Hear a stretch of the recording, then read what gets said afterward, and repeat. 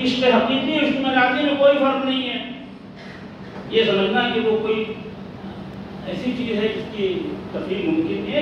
ये लिखा है कि भाई यहाँ भी हिजर वसाल के वही किस्से हैं जो सूफिया को सालिक को पेश आते हैं, जो मनाजिल हैं, जो मराहिल हैं, वो सब वैसे ही पेश आते हैं। इंतबाज है, इशरा है, माशूक से न मिलना है, माशूक से मिलना है, माशूक की मुयत होना है, नहीं होना है, कोई फर्क नहीं है। वही लज्जत वस्ल भी है, वही कैफियत हिजर भी।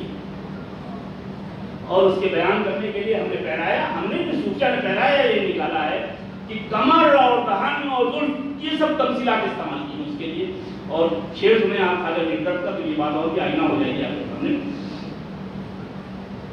अज़ियाद यहाँ कमर निर्दर कशी, अज़ियाद यहाँ कमर, उस कमर को याद जब मैं करता हूँ, अल्लाह ने के कमर की थोड़ी बात, खुद ही अंदर मियाँ ना, तो मेरी खुद ही खत्म हो जाती है। मैं अपने को बिल्कुल फना समझने लगता हूँ जब उस कमर को याद करता हूँ। सबब कमर की खूबी ये है कि मालूम हो, जितनी पतली होगी, जितनी कम होगी, जितनी दुबली होगी, नजर ना आने वाली होगी, उतने ही कमाल समझा जाता है शायरी में कमर का। इसलिए वो अपने आप को फना समझते हैं। कमर पतली मालूम वही खूबी है कमर की शायरी में। और दहन की खूबी ये है कि बहुत छोटा ऊंचा दहन उसी से बनी, दहन की खूबी ये है।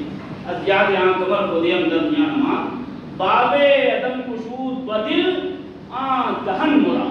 और उसके दहन में तो कमानी कर दिया कि मेरे लिए अदम के दरवाजे खोल दिए हैं जो बेपाया हैं। अदम कभी खत्म नहीं होता। दहन मालूम होना, दहन का सब शायरों ने इस्तेमाल किया। दहन जितना मुख्तसर होगा, जितना मालूम होगा, जितना छोटा होगा, बल्कि नहीं होगा, जिए जाए सोगन उसको तुम्हें ईजाद नहीं। कभी भी गालिब साहब देखिए याद नफी से करती है इस बात तराविश हुआ, दी है जाए सोगन उसको तुम्हें ईजाद नहीं। माशूक को इतना मुख्तसर सा मुंह दिया है कि पता नहीं चलता मुंह है कि नहीं। जब कुछ बोलता है और कुछ का बोलता है, एक ही लफ्ज़ जानते हैं वो नहीं, जब भी कोई बात कहते कहता नहीं, जब भी कोई बात कहता कहता नहीं, तो जब वो नहीं करता तब मालूम होता कहाँ उसकी मुंह भी है। नफी से करती है इस बात तराविश पूजा, दी है जाए सुखन उसको दमे ईजाद नहीं। ईजाद के वक्त अल्लाह मियाँ ने उसको बात की जगह पर एक ही लफ्ज़ दिया, नहीं, हर बात में नहीं, हर बात में नहीं।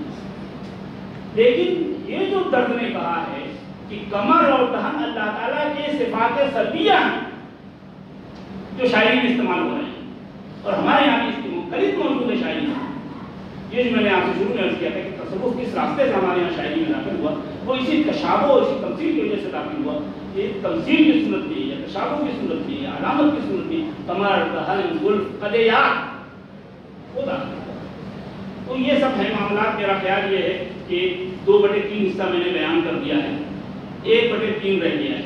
इसके लिए फिर कोई अगली नशिस्त थी बेटा, बस मैं भी थक गया हूँ।